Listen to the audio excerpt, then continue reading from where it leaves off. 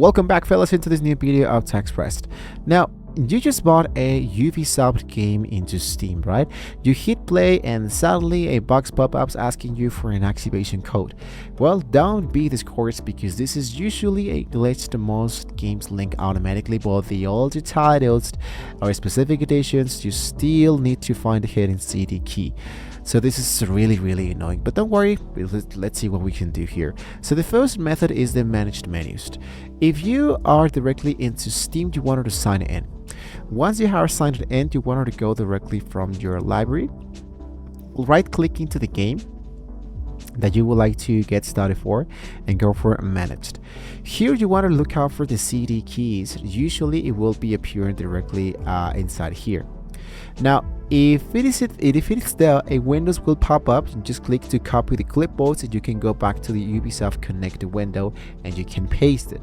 Now, there are a few games developed by Ubisoft that they still, for example, they still needed to get started with this kind of in my case, with this kind of elements. In my case, for example, let's say that I select here this element. In my case, the publisher, of course, of Trackmania is Ubisoft, right? So you can hit to add directly from your library, hit for the option that says okay, directly into your library. And here what you can do, for example, you can check out the CD keys.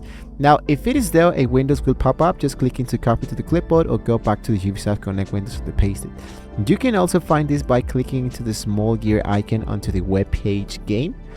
If you don't see this option, it means the game is decided to activate automatically without an actual code. Now, the second method that I can give you is through the properties hidden tab. If this is the first way it didn't work, you want to right click into the game and go for the option that says properties.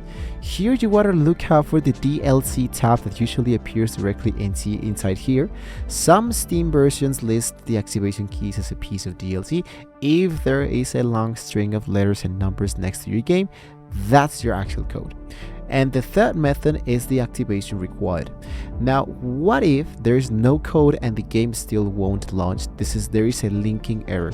So you wanted to close the actual game, open the Ubisoft Connect application, directly go into the option that says settings and ensure your Steam account is actually linked, right? So make sure, of course, that you can close once again the game. Sometimes the silent activation fails because of Windows permissions. You want to right click into the Steam and Ubisoft shortcuts and select run as an administrator.